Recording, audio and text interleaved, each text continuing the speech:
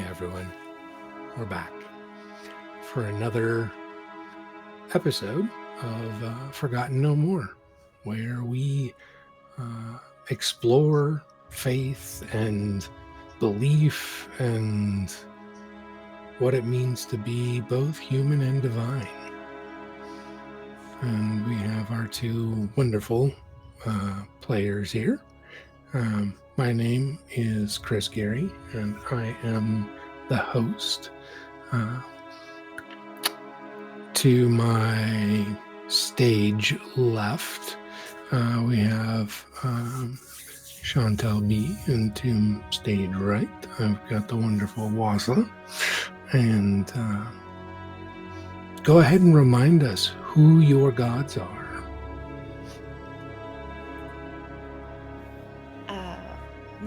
My god is one of fate, artifice, death, night, and is still trying to decide a new name. But we'll get there. Beautiful. Mine is a deity of luck and journeying and light, and they are often considered a bit of a trickster. And it's been a minute, so tell us one of, and this doesn't have to be on-screen canon, this can be something that you make up but is canon. What is one of the favorite things that your god what is one of their favorite things about their follower?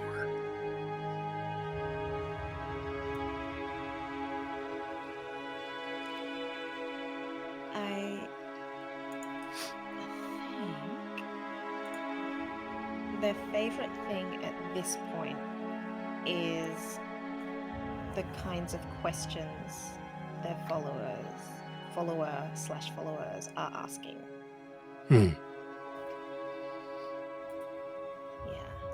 Yeah, because the followers can see both of you now, because there's enough belief, because there's belief in each other and that what each other says is real, that they can both see both of you. What about for Will? Will thinks that their follower is absolutely adorable.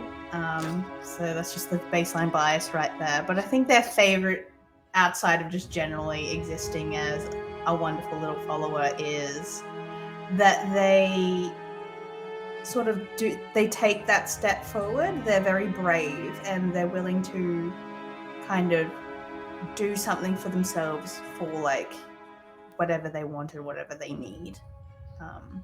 So that bravery and that it really resonates with them. Excellent. So, some time has passed since last we saw the conversation about what are these buildings that are filled with iconography but not much else. And we've moved through the season to a holiday period that is, that kind of peaks with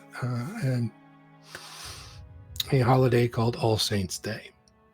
Now, in this world, saints are similar to what you would think. They are venerated or glorified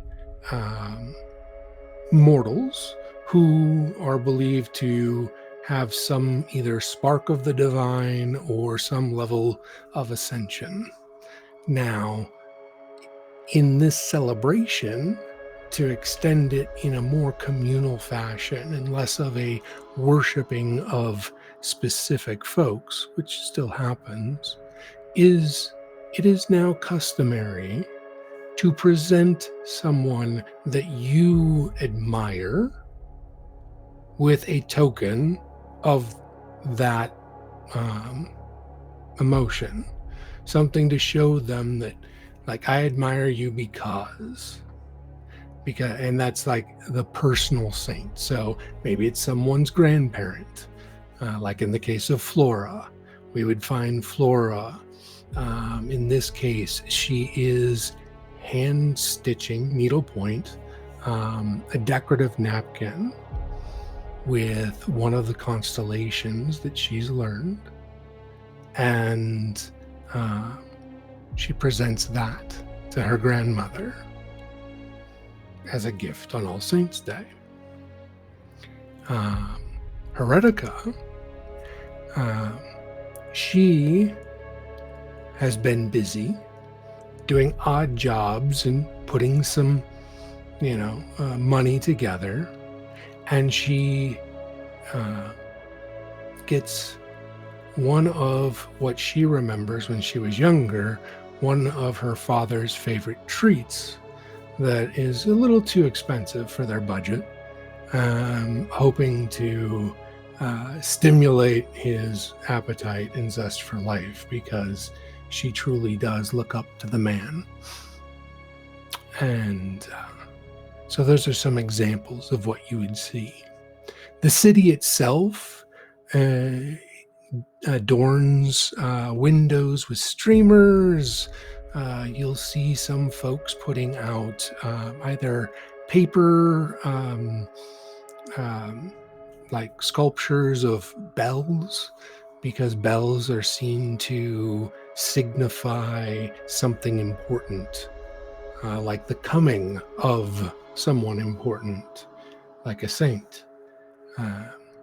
And that dots throughout the city. Lots of reds and silvers and golds amongst the coloration.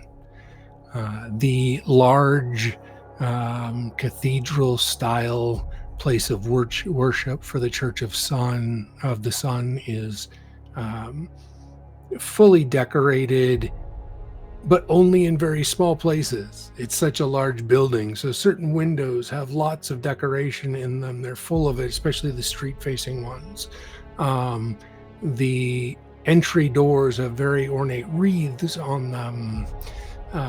But of course, such a large, massive building, it's just in spots, because there's only so much that can actually be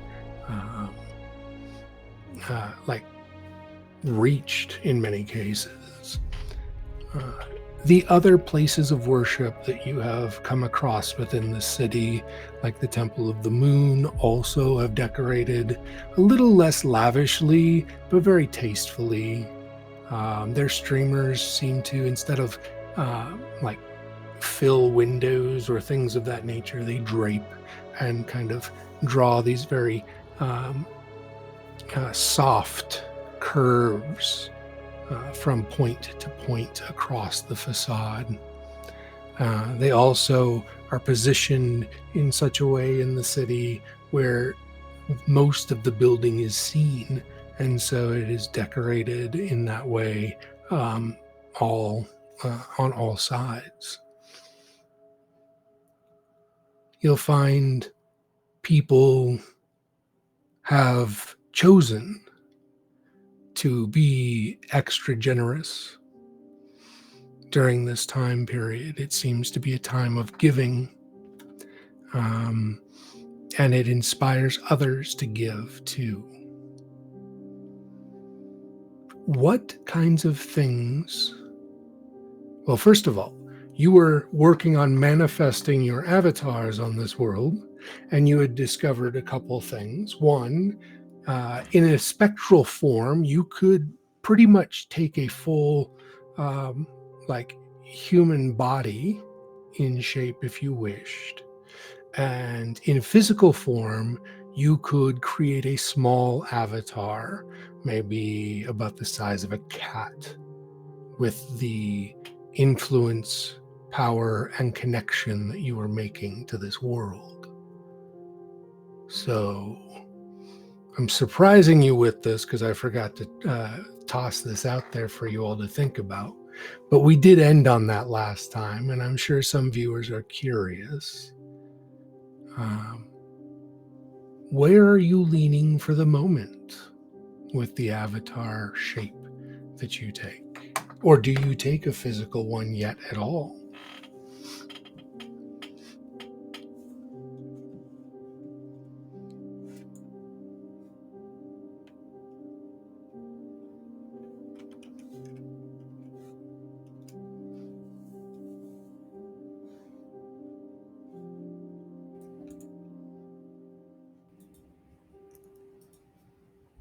I think I go in between the both. Okay. Sort of, for the most part, I'm in that avatar form that only our followers can see for the time being. But when it hits sort of that peak curiosity, I'll take that physical form. And it's what is like, I guess, like common in terms of animals and things here, because I think that Will might take the form of like a bird. Okay. I was going to say something similar. Nice. Yeah, birds are fairly common. The climate is not quite is temperate, not quite tropical. So you'll find a variety of different birds as it can accommodate a variety of different species. Is there one in particular that you were thinking of for Will? I was thinking that whilst it is very tempting to be a form of a parrot, because parrots are the greatest animals of all time, I think that Will doesn't want there to be too much drawn attention yet, because it's like if Heretica suddenly just has a parrot on their shoulder, very weird. So I think it's sort of probably like a sparrow or like a finch or like a small unassuming bird that you would commonly see like in the area with plumage that doesn't quite grab the eye. Okay. And what about for the Weaver? The Weaver didn't think about like, oh yeah, let's make sure that we're unassuming at all. They are a god of artifice, death, night, fate. They take a raven, but that raven has like speckled dots on its wings to simulate constellations. Oh. Now, simulate, or do they actually map out the constellations? I think at least the ones related. If I can do that, it is very much. This is actually a constellation. I love it. Yeah. I love it. And it's funny, ravens, I don't know if you've ever seen a raven. They're huge. They're really, really big birds. I love like the really arrogant trickster deity is like this big. Yeah, and the raven's like huge. A raven's like 4 or 5 times the size. Absolutely. I love it. And so yeah, during this time, as it leads up to this holiday and the excitement that builds leading up to this holiday, how do you all interact? This is not a holiday that you all remember. This is a more modern construct, though some of the tenets of what they celebrate or the concepts are very familiar. Is it around the same time of year as like historically there would have been one? Or is this literally like ground up, they built a whole new holiday? This would have been pretty much ground up. There may have been other minor celebrations around that time, but they just sort of are like, there's an empty space here, we're taking this. Okay. Everyone's tired. Let's just put a holiday here so we can rest for a bit. Yeah, that kind of thing. Absolutely. Okay. I want to know what they're celebrating. Like, I get that it's All Saints, but it's like, what's the big deal with the saints kind of thing? Is it their birthday? Did they do something? Or is it sort of like a bank holiday kind of thing? So I think that Will would be curious to understand what they're celebrating, why they're celebrating it, and how. Like, if there's like stalls and things like that, because Will has seen in their past holidays and celebrations, but it's very different from someone who is a little bit more of a wanderer, that celebrations and stuff don't really stick in one area and like for one whole day kind of thing. No, that makes sense. So from the two followers, you'll get similar interpretations and still a level of vagueness and I don't know, because it's kind of been forced. Like the religious aspect seems to have been kind of forged, to use like an artifice term, forged to make an alloy that would not naturally occur. So they've combined these different elements of the powers of the saints, the things like that. They picked a random day that fit calendar-wise, and it's a celebration of, or in its origins, it was basically an opportunity for the church to promote, or churches to promote, those within their ranks who were doing good works to the community.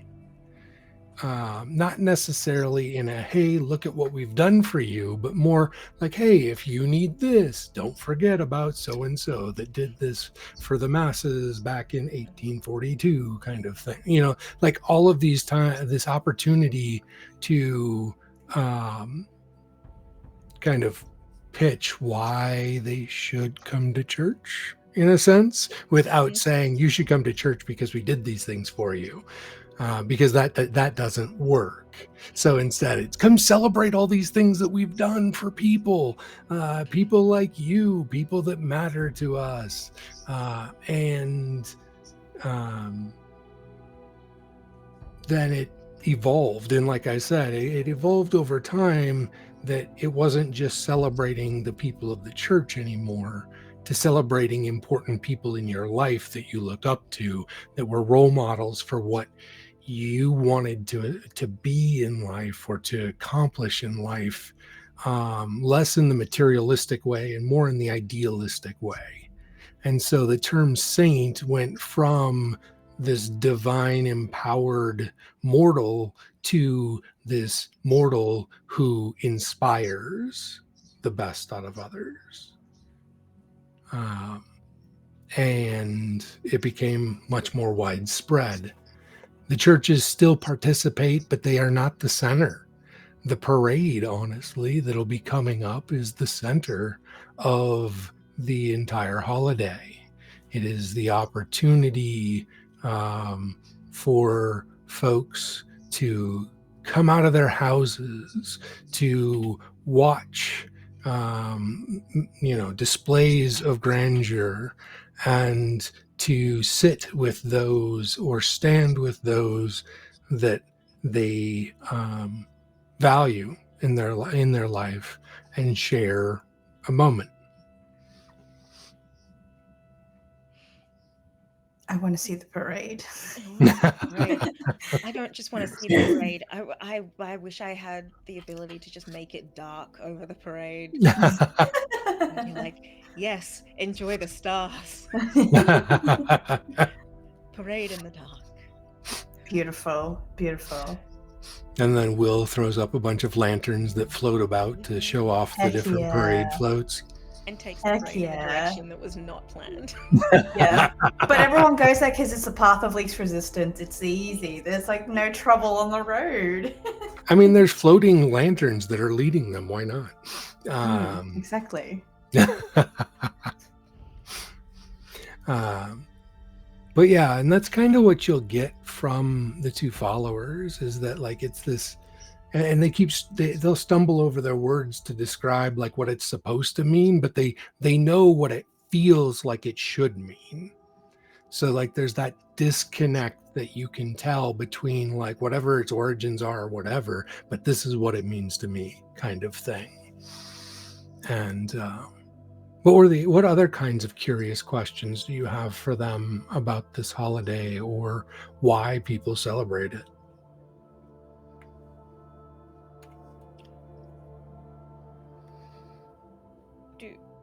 Do they like it? Like outside of sort of being expected to celebrate it, like is it something that they want to celebrate, or is it just something that they do celebrate? Like, hey, I get a day off is a nice thing. Mm-hmm. I get a day off, and I also, this fits my values and I like it. So yes, one of the things that like your followers will tell you that they like is that nobody works on All Saints Day. And those that need to do something because there is a need are compensated by the city for whatever that need may be. And so they like the fact that they can stay home with their family and they don't have to worry about coming and going. They like that it seems to be an uplifting holiday, one that makes people feel good. And so they like that it's a happy holiday. It's Are there sad holidays? Well, I mean, no, but obligatory isn't happy. Mm-hmm. Right. And I remember hearing that word, and so that's where my mind went that way. So it was something that they feel good about celebrating rather than required. And the school, and there's also a lot of hype around it. In the weeks leading up, you'll have discussions in classes or amongst peers about who are you going to celebrate or venerate this year as your saint, and then what are you going to do or give to show them So they that you that. value them. Yeah, that's the time. Yeah, and so there are certain families or people that will go to the religious institutions and they will give gifts of one sort or another to the different saints and pray to the actual, I guess, divinities of some sort. However, because they're not quite deities like you all are, they're not even demigods in that sense. They're just divinely empowered mortals that may or may not still be around. Yeah, Some of them, so quiet. yeah. Mm-hmm. Yeah, and like some of them are long dead, and you're not sure if there's any remnants of them. But so the world itself has kind of gone past that origin, and they celebrate people in their life that they look up to. And every year, like if you were rich, you could celebrate everyone that you look up to.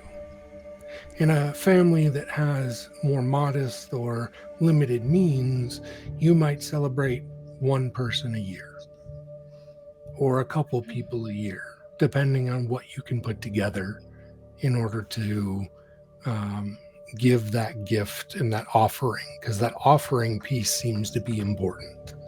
And unlike how our Christmas has kind of turned into giving gifts of leisure or extravagance, depending on the situation, these are supposed to be something meaningful and personal between you and that person. So they enjoy it because it's a chance to tell someone how important they are. Now, sometimes it's a little awkward if you're not sure what to offer, or if you are not sure how to express why you look up to that person. But those are more social awkwardness pieces. The holiday itself, they do enjoy.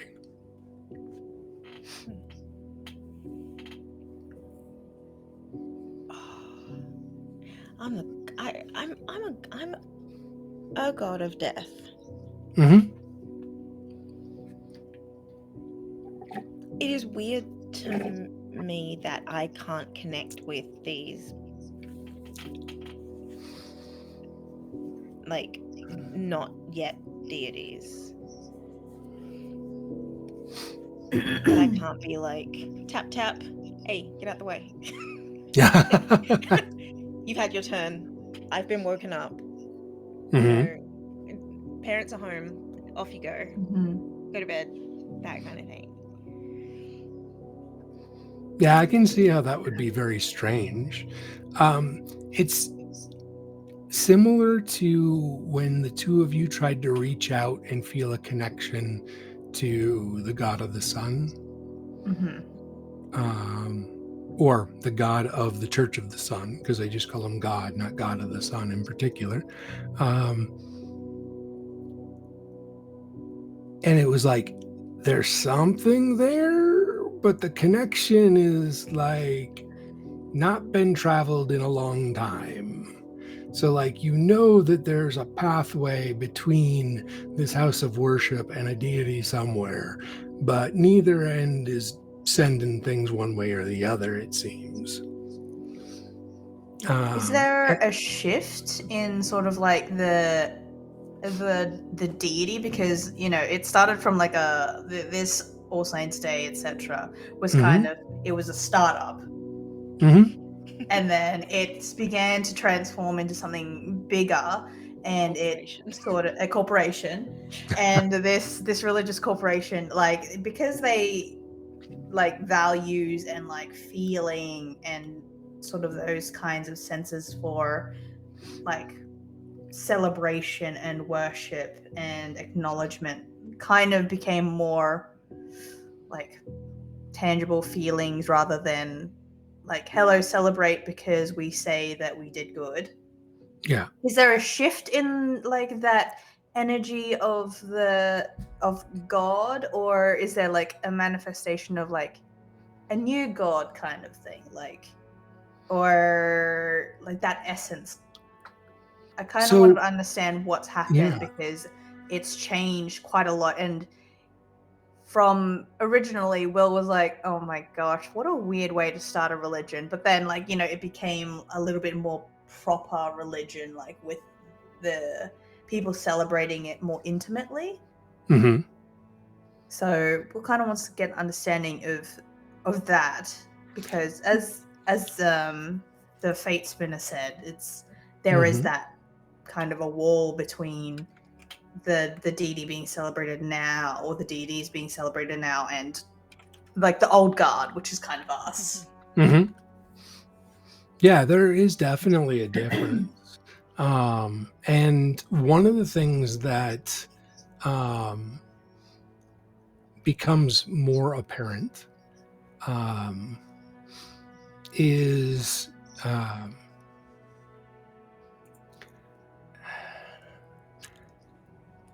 that this particular holiday isn't about a specific deity, and that these saints are just similar to like the Catholic saints. They're not considered deities in the proper sense. And so who is being celebrated here is why you see all of this evolution and change between things, is because it started as like an outreach program that changed. And you now have in its place this folklore that built up about what it should be.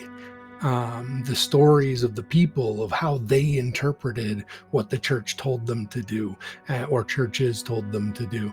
And you'll find different things in all similar,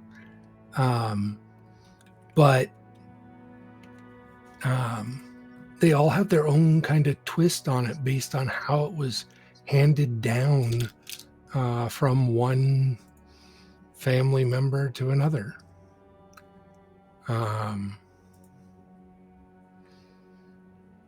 Can we see like borrowed traditions and things like that? Like I know, for example, we have the giving thanks with the like the patchwork sewing and things. Mm-hmm. But are there kind of like little recognizable, like, hey, that's from like your day? Yeah. When people celebrate, they do that for you, kind of thing. Well, the emphasis on bells is something that is not unique to this, and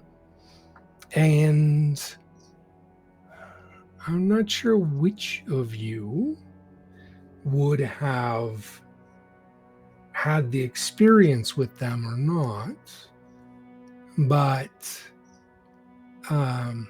the herald of the gods, the messenger of the gods, was known to be preceded by the sound of bells. They had a variety of names depending on different cultures, but they were often tasked with either sharing messages between deities or giving grand messages to the mortals from a deity or deities.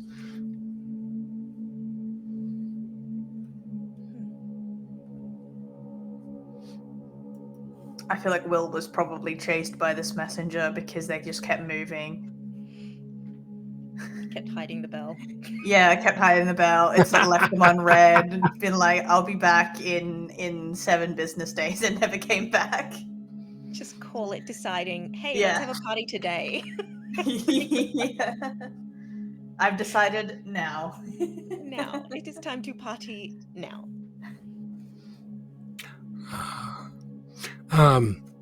In Heretica's family, they do have a small shrine to one of the more traditional saints,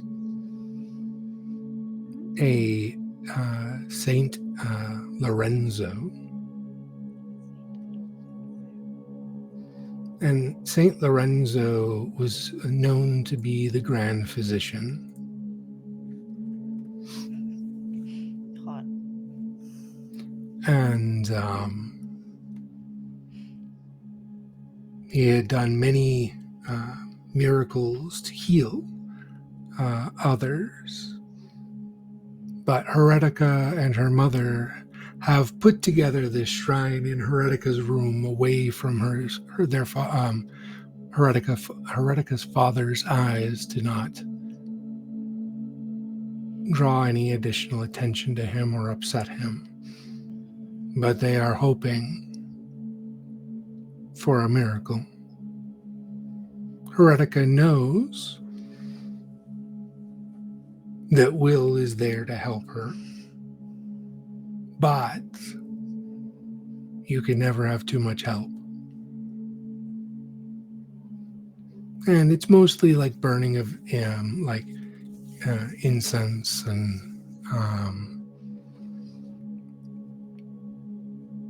reciting like the works of Saint Lorenzo, the good deeds that they had done, and praising them for their benevolence, kind of thing.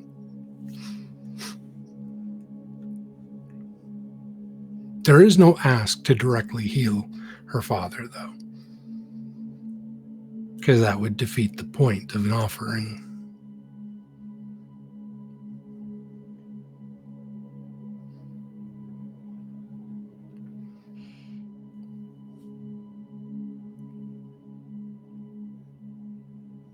Does Fate have a question?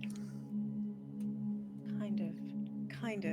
question is, how do we help Heredika's father? Because I don't know, you get more followers when you help him out, because more Mhm. people see what you're doing. Mm-hmm. Yeah. Feels like Absolutely. this would be a nice day for a miracle. Because I think that will anyways, if they do Mhm. go to the parade, sort of bless them with that safe journey, because if Will travels with you, you don't kind of feel tired. So it's like, I know that Mhm. there's like journeying is a bit of a challenge for Heredika's father. Yeah. But in terms of, I'm wondering whether or not we can do anything with the bell and this deity, and like trying to effectively call upon like a path forward. Mhm. Like combining that idea of someone who heals with Will's like the journey towards healing, and then they answer and call using the messenger Mhm. bells to kind of give that oomph, faith, energy kind of thing. Yeah.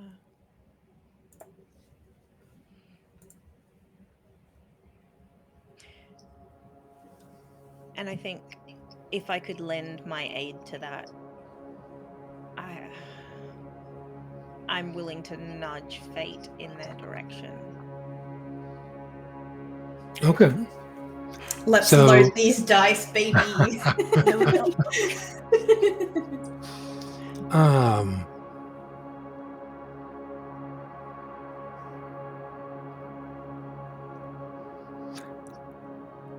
Let's go ahead and do a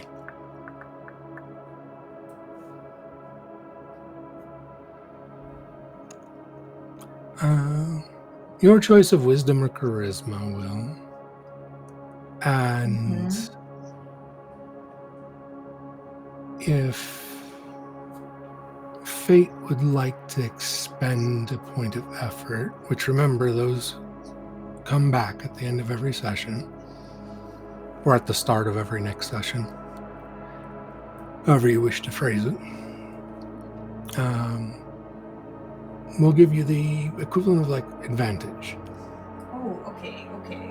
Let's perform a miracle. Yeah, let's perform a miracle. Don't roll on that one twice and, like, I don't know, have the other leg disappear or something. Like, that's... Yeah, that would be. I would feel awful. Let's see if I have any gifts or anything that can help me.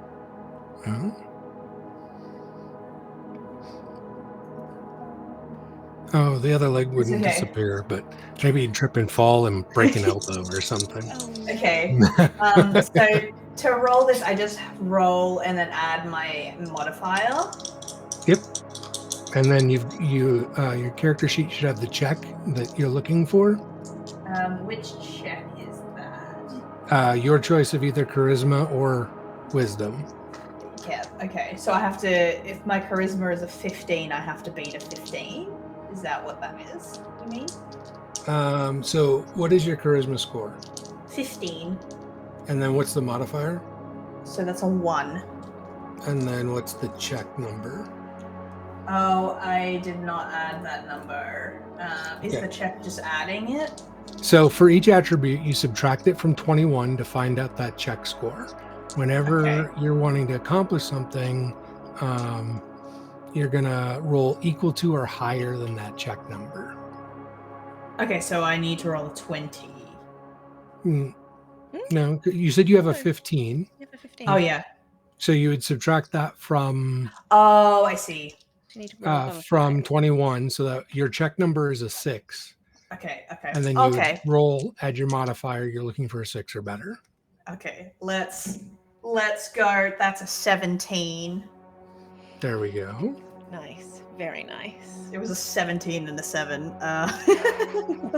Both would have been successes. One is wildly more successful than the other. Will like rolls up their fantasy sleeves and is like, let's see if I still remember how to perform miracles as a trickster god. Granting the blessing of the journey, where one is refreshed and has the energy to make their journey without undue stress or fatigue, that's what I was looking for, is a wild success. And that was kind of the bare minimum. What you will get beyond that is the reaction from the shrine to St. Lorenzo. Hello, coming in. Call. I'm gonna direct your call. Oh, I wish I had. Oh, like we're doing like one of these, like with the phone. The incense smoke starts to, instead of just dissipate, it starts to swirl and coalesce. And there's this, not finely detailed, it's more like a featureless mask that kind of appears. There is still a nose, cheekbones, chin, forehead, but not a lot of detail. And you will hear the words, it's good to be remembered. And we're going to pause here to take our break, because otherwise I think this scene's going to move into our break. And when we come back, our gods will speak to a saint. Hell yeah. Exciting. We did it.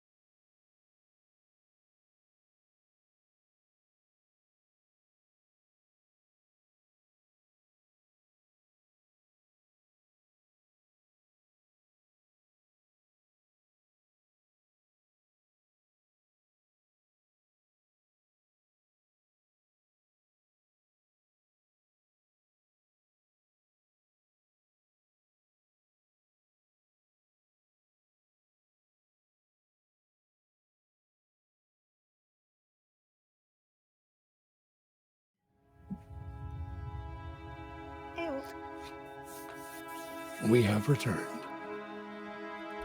And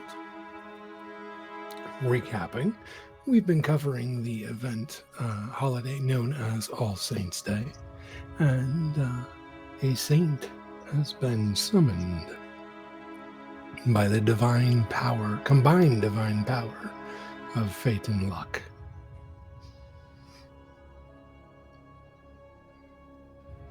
So, over the break, did you think about what your characters would want to ask Saint Lorenzo?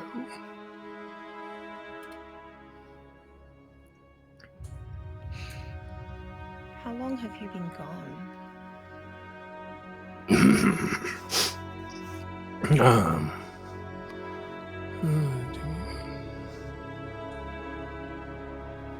Half a millennia, maybe longer. How long have we been gone? Like longer? I don't know. Who are you? Oh, You can call me Will. I'm Hello, Will. Hello. Will is sort of like trying to think where they were a millennia ago. And is like, was I still in a tree? So I think the question is like, do you remember the tree in the middle of the forest? Was that still, did that exist at your time? The Tree of Binding. Yes. Yeah, heard many stories of it. Never visited it myself. Okay. Doesn't know who I am. Will's like, the tree of binding, did I sleep right through this saint's existence? Was I awake? Mm-mm. I don't know who you are. In my time, I was known as the Weaver. Very wise, I'm certain. And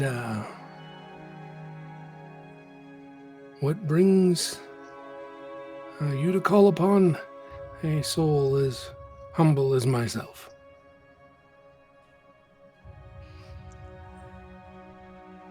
Well, I think Will was like, I didn't expect that to work, quite frankly, but because it was like, I don't know who this guy is, and usually like gods can talk to other gods or people who follow them. So Will is a bit like, fascinating. Well, the healing aspect of a certain individual's journey, I thought, why not call in someone with a little bit more of a professional expertise? More journey and luck and light and those sorts of things. That's sort of the field that I play in.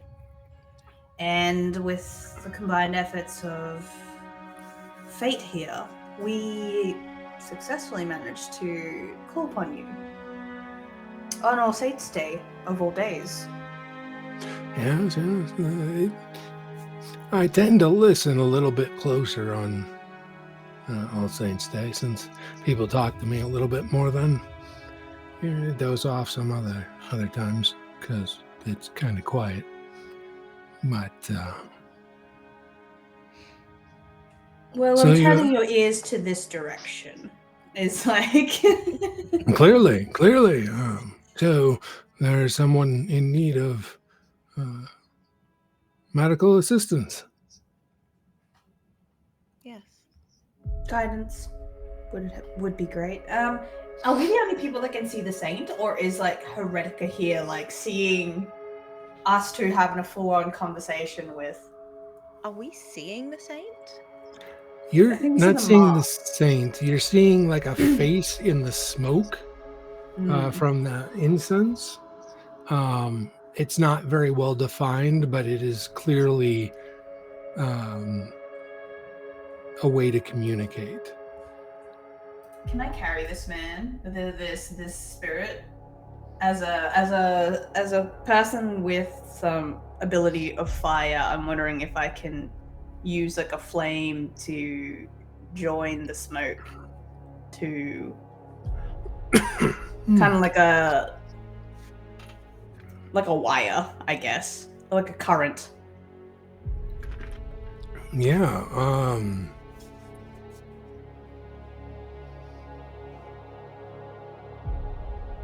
I don't see why not. That makes sense to me. Is Heretica there? I was just looking at something. Why don't you give me a D20 roll? 19. Yes, she is, but her mother is not. And yes, she's kind of watching in awe. Okay, so by sort of helping this saint on the journey to go see this injury, or what's happened with Heredita's dad, I do playfully look over at Heretica and be like, always have to be responsible with a little bit of fire, as like I like have my little staff kind of thing, and like a little like the point of it kind of like lights up like an incense stick, and like the smoke joins up so that I can guide it to where it needs to be. That face will kind of float over and kind of hover just above the walking stick as you guide it along.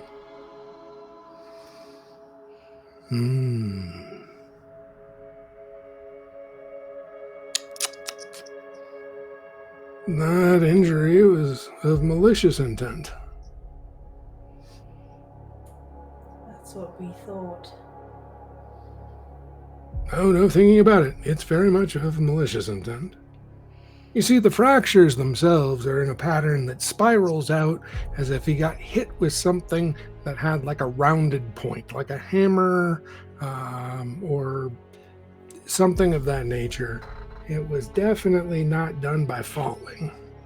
The impact is too consolidated on the... You can't see any of this. And the mask is just kind of leaning over and looking.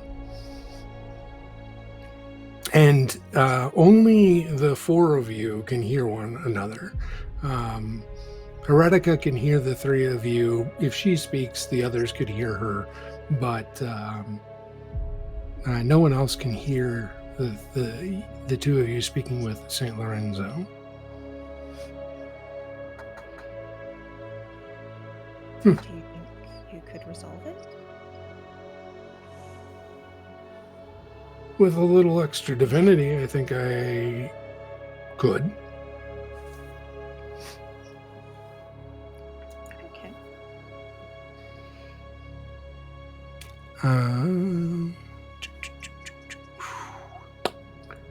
Influence. Oof, how much of that do I have? I do have an additional 2, I think, from And that's from that like effort is something that refills after every session. Mhm. So you start with 2 and then you have Okay. plus 2, so you have 4. Uh-huh. And this will... Oh no, I take that back. If you want the change to be permanent, you will give up a point of influence. permanently. Like a forever. Yeah. And it'll take an additional 1 temporarily. Okay. Ooh, okay. But you can make it happen. I could. I want to, but I also want to... What is going through my mind is I can fix this now, but I don't think that even if it's permanent, if it happens again, because the malicious is intent. Yeah. Mm. If it was done maliciously, there's no saying that someone won't come back around and do it again. Mm-hmm. Is it a immediate kind of miracle kind of thing, or will this give us... well, is it sort of like you set the burns and it's an easier heal kind of situation? The bones, like, it's already technically healed from a biological standpoint, so this will be rearranging all of it, and so almost like re-breaking in some sense. It won't cause pain per se, but the rearranging will take a little while for it to like feel good again. Mm-hmm. That's where the temporary one comes from. Okay. It won't be like immediate, and I know I can walk and jump, and they're doing like back handsprings or something. But it will have an immediate impact in the sense that it won't hurt as much between the blessing that you gave and then if you were to expend influence. And I shouldn't say it's gone permanently. It's gone until he's gone. Or until you decide to revoke it. Yeah. You can pull your influence back. So technically, you give influence to make changes in the world. If you recall that influence, it no longer is making that change, and then it reverts. Okay. So that's why one is temporary, because that like the second half of it healing is just to speed it up and make it feel better. The actual rearranging of it so he can walk again without problems and probably work and work again is one that you would have to think of it like keeping concentration on. Yeah, gotcha. So it would be constantly spent each session until you decide to no longer. Yeah. Well, so it's like get him working again, and then when he's up and running, we'll just take it away and see.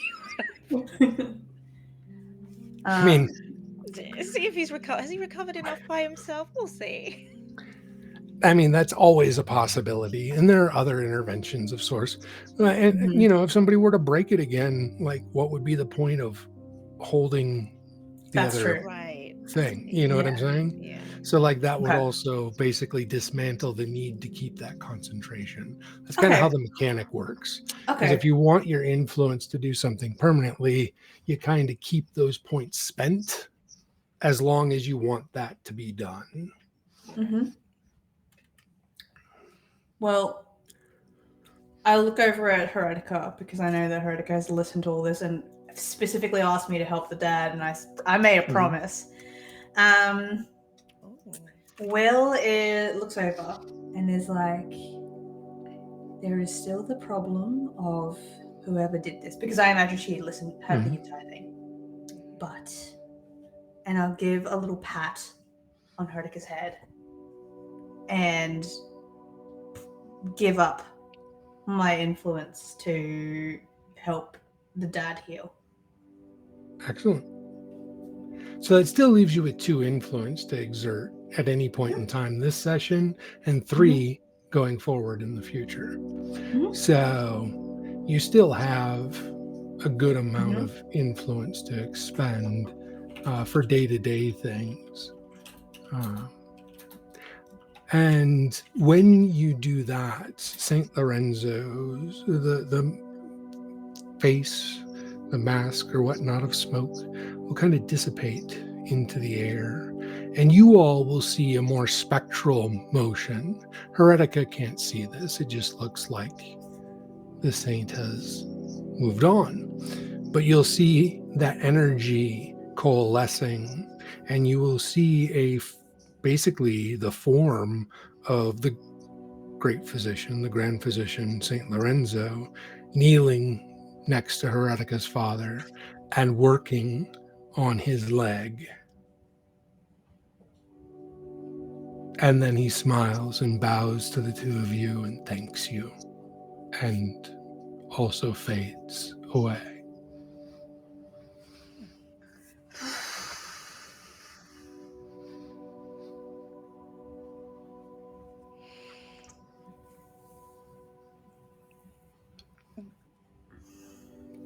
Is there any response from Heretica's dad? He's actually napping, Ah, conveniently so. wake up feeling better. He will wake up between the blessing and the miracle. He will wake up feeling very different and much better. Mm-hmm. Huh. We love to see it. Will is looking all too pleased. I did a god thing. I did a god thing and all I got was this stupid t-shirt. Yeah.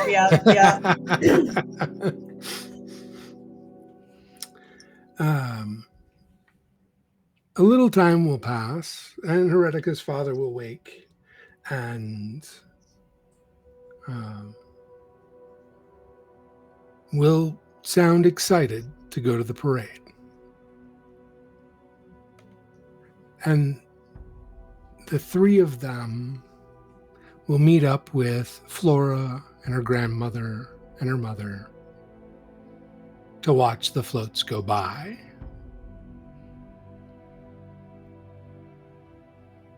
No one other than Heretica and the two of you seem to notice that he did not bring his cane. Yes. Hell yeah. Yeah, it's good. The good feelings. The parade itself is a mix of what one might see in like a Hong Kong street parade with lots of people on their feet,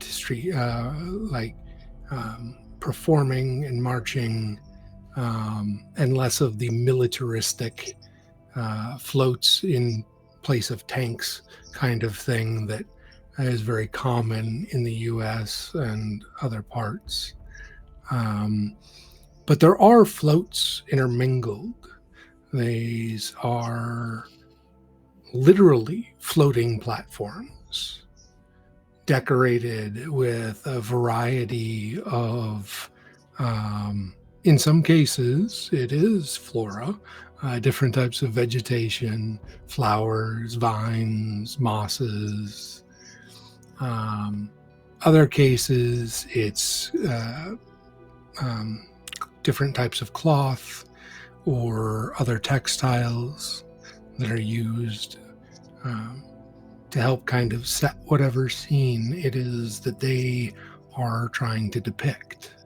And these are all, well, I shouldn't say all, but the fanciest of these are sponsored by the various churches, and they are scenes of one of their saints and one of the miracles that that saint had performed. As they go by, there are folks with candies tossing them to the children in the crowd. There are different types of musicians that are wandering and playing music. And you find, as much as there is the element of magic and technology and all of these disconnected, as you found them, elements in the city, they are quite minimized in the parade. Much of what is being carried or used is something that is handcrafted. Much of what is being displayed outside of the extravagant floats of the saints is clearly handmade. They are natural fibers. The magic is warm and alive. People are at the center. of each of the movements as it snakes its way through the city. And for those who are in the parade, it is quite the ordeal, for it takes about 4.5 hours for them to make their full route as they snake through every neighborhood, leaving no one unvisited.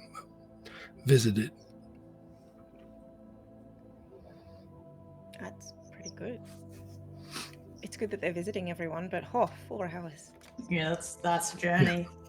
Like for the like watching it, it's not 4 hours to watch it, No. because like it'll pass through your neighborhood. You can just sit on You'll- the doorstep. Yeah, you'll get 20-30 solid minutes of things going by, and then you can go back inside, but they're still going on to the next neighborhood and the next Yeah. neighborhood. I think Fate Spinner likes that. And of all the things that you've noticed, specifically Willow, this very similar to the elevated train tracks. This parade route does not let itself be strictly held to the grid of the city. Hell yeah. That's what you want. Yeah.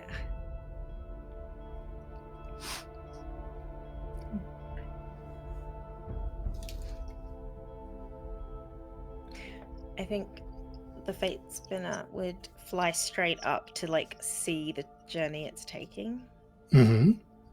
a little bit, Mm-hmm. just to take in the fact that it's going everywhere and like appreciate that that's happening. Yeah. Give me a D20, would you please?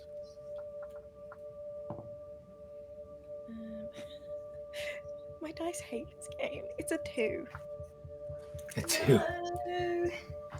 You I get hit by a plane. No, you absolutely just enjoy and watch it weave through the city. I'm curious as to whether or not I can get Heretica to make like a little paper lantern or something to set it off into the skies to start a little in celebration of like the good tidings that have come on this day, like the safe journey, the dad getting a little bit better, and then like that part of Will which is like, I'm the lantern person, and if like this becomes something that people more frequently do, then that gives a little bit more of my presence here, kind of like how the Fate Spinner has cloth that's got the weave and stuff.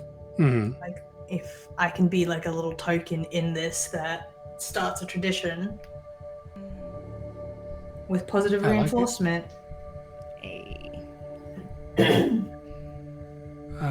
An offering of thanks to the gods for the blessings of the day, kind of thing. Start up right now. Mhm. It could be a corporation. Yep, I'm a startup right now. Heretica Thank and you. Flora will both eagerly participate. And Amazing. with the infectious positivity and excitement that they exude, they convince their families to do as well. Yes. And they, would it be best for them to do it after sunset? I think so, because it'll be super pretty. Okay. And it's like kind of the branches, the night and the light. Mm-hmm. At night, you said that we can't see the stars. Is that right? At ground level, it's difficult because of the light pollution. All those floating lamps, basically street lights. But once you get above the street lights, they're there. So, taller buildings, things of that nature. Can I get up to where I can see the stars? I just want to know if any of my constellations have like moved, shifted, as happens with time. I kind of Mhm. expect it, but it's like, are any of them like, I don't know, about to pull a Surprisingly, stitch, as it yeah, were, there we go. you know, like Fair that enough. kind of thing.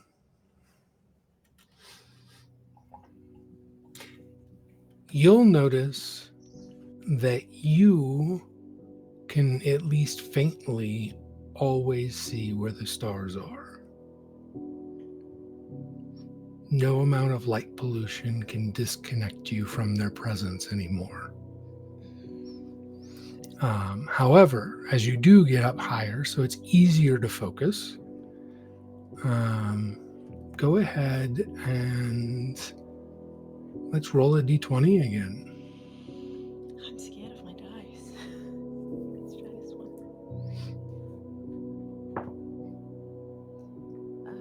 That's a 9. Okay. Of your saving throws, which ones does it make? I'm sorry? Your saving throws for your character. Which one? Sorry, what was the full question? Of my Which saving throws does it make? Does the 9 succeed on? It succeeds on wisdom Okay. and intelligence as well. Okay. Perfect. None of the ones that are currently displayed in this particular hemisphere at this particular season They haven't moved? are oddly out of place. There is minor shifting, but you do not see anything concerning. Now, like I said, that's basically one quadrant of all 4 quadrants. But this quadrant at this time does not have any concerns. And actually, that feels really nice. Good. That does feel really nice. Were there any in particular that you were most concerned about?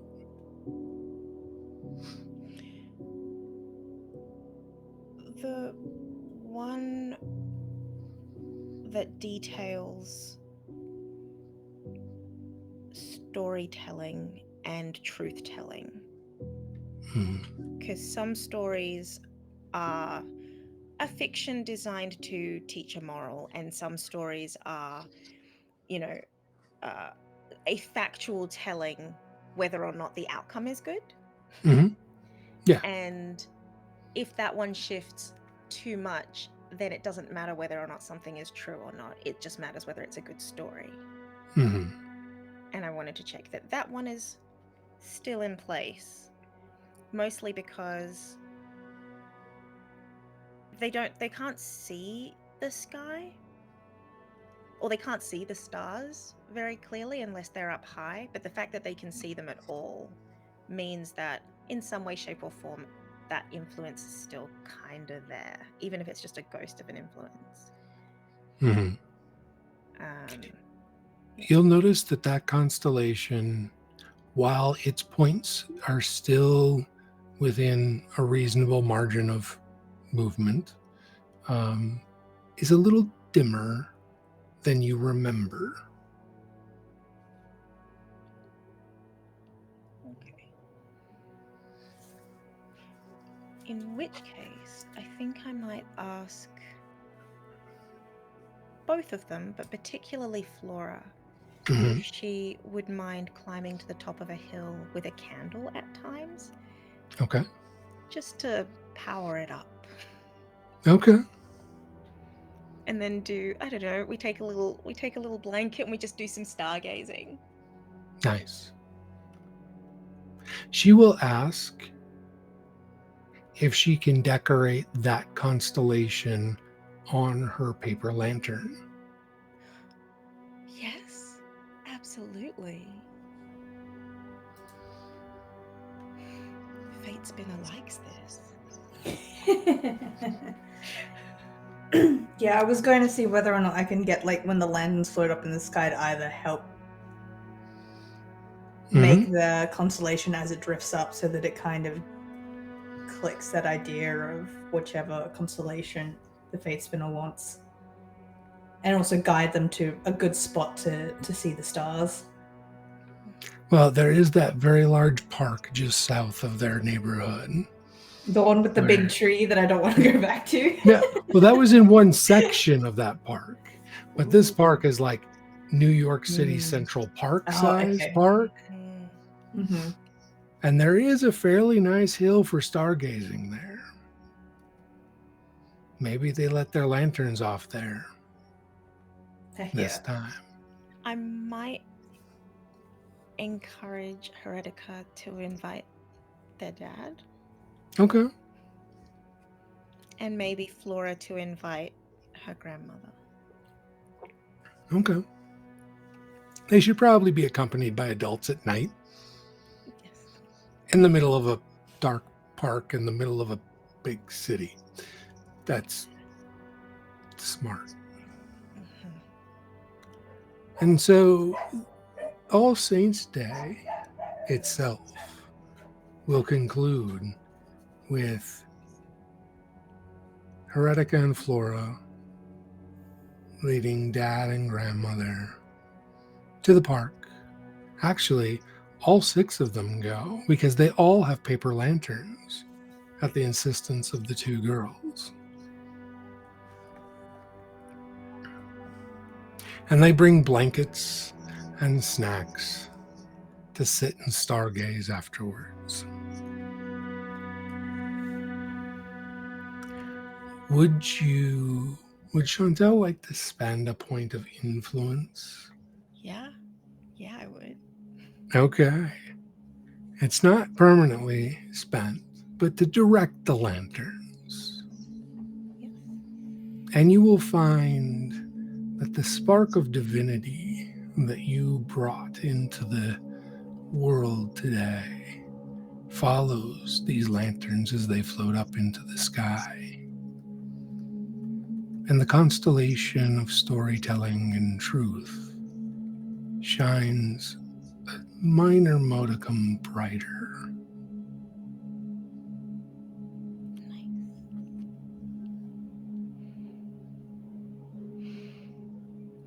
Hopefully, that constellation might help us eventually illuminate who it was that, well, 2 things. 1, imprisoned you in a tree. But 2, who it was that hurt Heretica's dad to begin with. Mm-hmm. If we're lucky, it might be able to illuminate that a little bit as well. While the stargazing happens, there'll be, small talk. And Heretica's father will talk about how his leg feels much better today and he hasn't had to use the cane for the first time in a long time. And he's very grateful for that. If, like, this was a camera scene and they're, like, all lining up having a chat, you see, like, my character just, like... That's You did it. I did a god thing. You did a God thing. You did a god thing. Speaking of God things, in the past, how did your gods celebrate? Or what celebrations did they encourage amongst their followers? I mean, because if you were a god like Dionysus, we know that a drunken orgy was probably how you celebrated, and that's okay if the followers do too. But it was really more about you. But neither of you are Dionysus, so...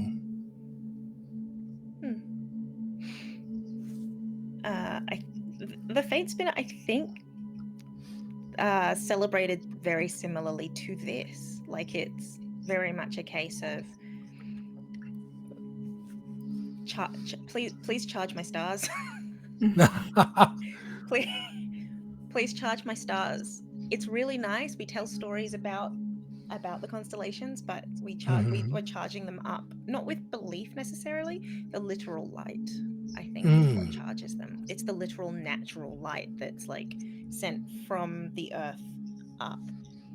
But the form of the light that they use in the city now, it's almost taking from, and so that's where there's that confusion. Yeah. And a lot of the light is directed down, not up. Yes. There are no open bonfires. There are no any of that sort of thing. They're hooded lanterns or street lamps that are meant to illuminate patches of ground. That's the thing. That's celebration, and it's not. It is supposed to be fun. It's like sitting around a fire telling stories. Like it's camping vibes, is what it is. Oh, wonderful! And then maybe weaving those stories into fabric that either is kept or is burned, depending on what people want to do with it. So the lanterns works very nicely.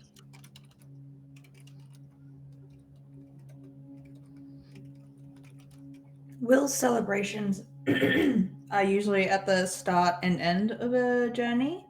So it's that setting off, trying to get like good luck on the journey kind of thing before you set off, to make sure that, you know, the road that you travel is safe, the weather is good, etc., all those sorts of things.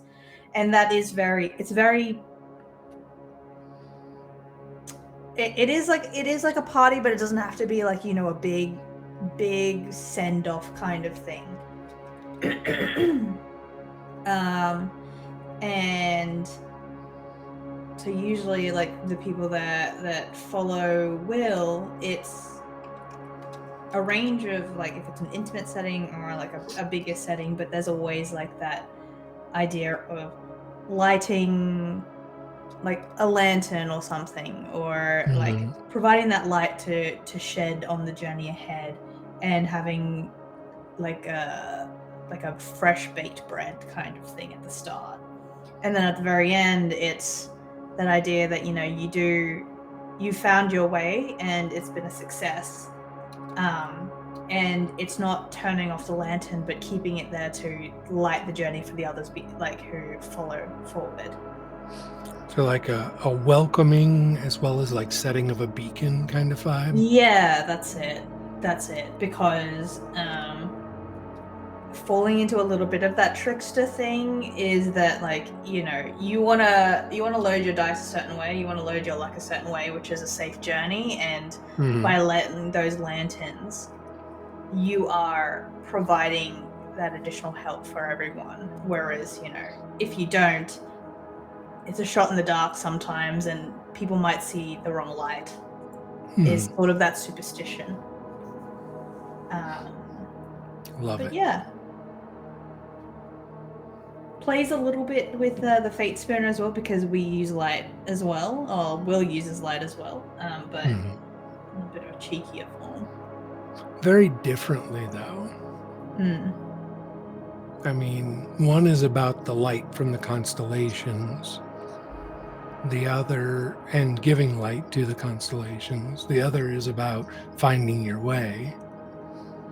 And so one is about basically mapping out the darkness, and the other is the journey. I do like that overlap. It's very fun.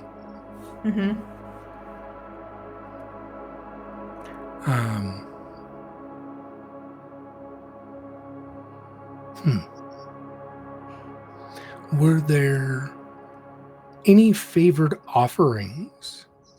I think we touched on this a little bit last time when we talked about worship and such. And I know that, or I believe that Chantel, that the Fate Spinner had talked about like when people create things, that whole artificy piece. Like, are they creating something that act itself is almost a offering? Yeah. Is that true? Yeah, I think the creation of something, but it's not just about the creation, it's about like creation with intention. Mm. They've got to mean to do it. Mm-hmm. Like what, and that was the primary issue of like before, is seeing like being on the train. It's like, well, this is mass produced, nobody was there was, it's not even that no one was worshipping, it's that no one was thinking about it. Mm-hmm. There was nothing behind it, you're just doing it to do it. It has been separated from its intention for a long time. I mean, I'm sure the first person that came up with how to mass produce those parts had a lot of intention. They're probably also a saint right now. But the act of mass producing doesn't have that connection between the mortal realm and the divine.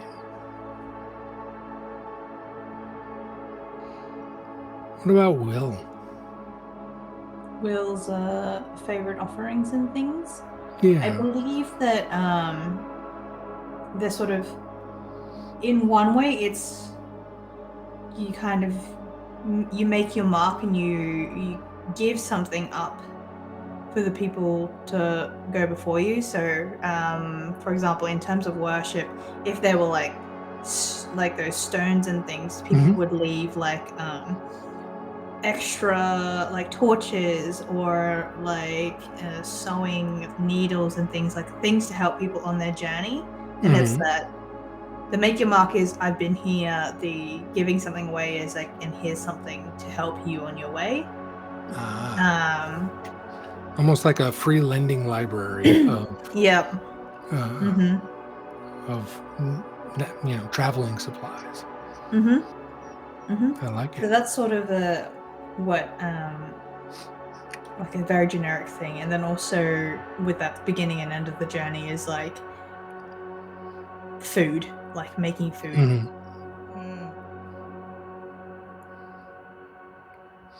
I mean, you have to have the energy in order to walk the path, right? And food is an important aspect of that. And there's nothing better than like, the meal before you go on your journey and like the meal after, if you just have Mhm. like non-perishables. Yeah. Yes.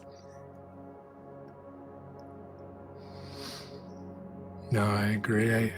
Or at one point, I would go camping or backpacking with a guy, and his tradition was always to take steaks to grill the first night because, like, you have to take non-perishable stuff when backpacking and lighter stuff when backpacking, and so you don't always get the fanciest things. But for the first dinner, you should eat like kings, and so that was his philosophy.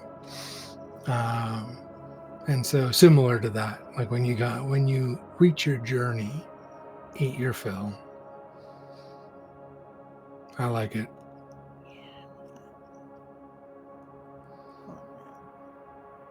Well, on that note, I think we've brought our vignette, our episode, to a nice, neat little close.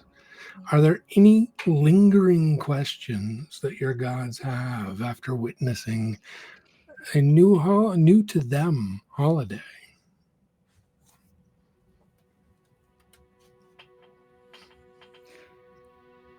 Do they want it to continue that way? They seem content with it. Though there are a few of them that are very keen about these paper lantern things. That's Will's thing. Will is like, can we just like slide in a little bit of us in here and Yeah. Why not extend it from a day celebration to a day and evening celebration, right? Exactly. Enjoy the night. Yeah. I want to know what we feel after, like, being part of this celebration in our own way. And, like, how does it influence us as deities? Having that interaction with a saint, and then this evening kind of celebration with this family. Because normally it was just us and our followers, but now it's us, our followers, their parents, or like their family, alongside like a little miracle that we both helped achieve. So I kind of want to know what the vibe is between the two of us.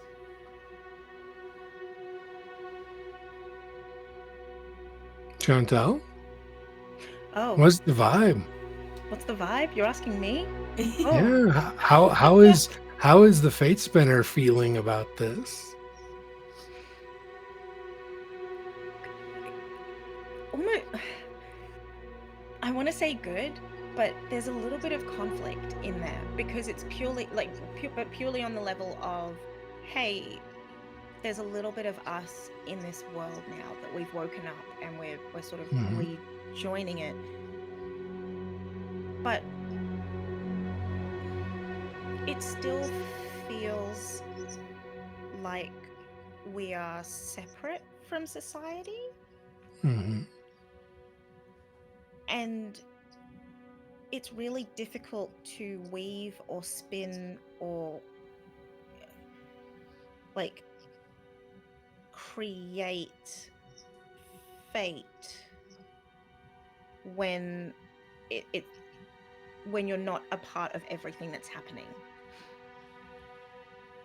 True. I don't know if it's fear necessarily, but there's a part of the fate weaver, fate spinner, fate something that is wondering whether or not their place is still fate. And that's where they're at the moment. Would it be fair to say that they also can at least recognize that they have at least, or that they have maybe started the first stitch? Yes. In a way? Okay. Not to take away from what you said, but I wanted to know if they could see that stitch had been made, though it hasn't connected a bunch of places yet.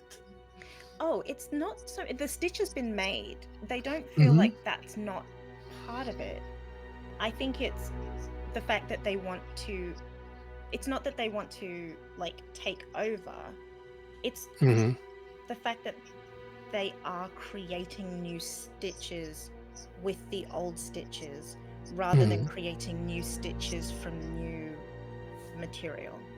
Does that make sense? They've taken something that exists and they're sewing that, they're trying to weave that in rather than saying, well, let's take a new piece of cloth or a new material I get it now. and bring that in. And I think that's what they're missing right now, is something that keeps them awake for longer than Heretica and Flora's lifetime. Of course. I think that's what it is. And they might not be like, they might not stay awake that long. They might just go back to sleep, and that would be fine. It's just that they're identifying that. They're like, oh, it's really nice to have a grounded space for like, I don't know, 80 years. Yeah. What is this still? But yeah, that's my vibe. That's where the, I don't know if they call themselves the Fate Spinner or the Fate Weaver anymore. Or I don't know if that fits. I think they need different words, and they haven't found those words yet. Nice. Toss it back to Wasa. How does Will feel? Will feels that sense of I've accomplished something, and it's a bit similar to Chantel's character in the sense of, like, I did the thing, and I can say that I did the thing, but also it wasn't wholly my power. So it feels a little bit of like I'm trying to figure out what I need to do to stick around because I don't want to go back to sleep. Yeah.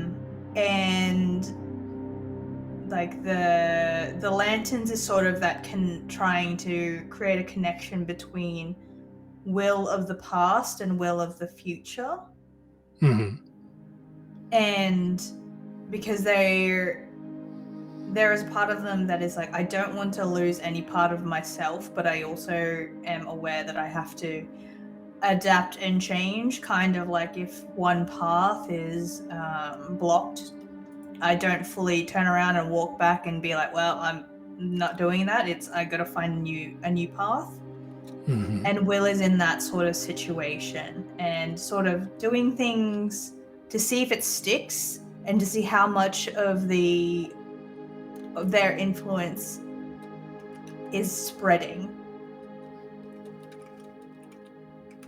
I And like it. what will that form in this new world as will, Mm-hmm. rather than, the deity of the past, which was a number of different names, but it was the trickster and all those sorts of things. And now it's like Will still is cheeky and likes tricks, but Will is also trying to be a little bit more aligned with that. The journeying and the light seems to be working at the moment. Mm-hmm. But he's saving up all the tricks for the people that were that did that to Hereticus' dad, because that's going to be a really bad trick. That's going to be terrifying. Yeah. I imagine so. Will is like, I have a box of tricks, and I just need to put a name on this box, and I'm just waiting to find out what that name is. Yep. All right. Well, on that note, let's say our goodbyes to our audience. Who would like to remind us who you are and where you are? I am Chantel. I am here. I am often here. I am hoping to be here a little bit more often come the new year. This is my last stream for the year, as far as I'm aware. So I am excited to see what next year brings. But until then, have a rest. Thank you. Alrighty. Well, everyone, that was fabulous. Kudos to the wonderful people that I play this game with. I am Wasa. You can find me on Wasabotte on Blue Sky now that I have fully transitioned to that site. WASABOTTE. Yeah, this was great. That's where I am, and I hope to see y'alls in the new year with some fresh ideas and fresh content, I guess. Yeah, I'm Chris Geary. You can find me at Chris Geary on Blue Sky as well. I am so happy with our little stories that we've created, and we're hoping to be back in the new year, depending on schedules, to be able to add to this story where we can. And we hope that you will come visit us, either VOD or YouTube or live with us, and see more about the connections between our gods and the mortals. Until next time, y'all.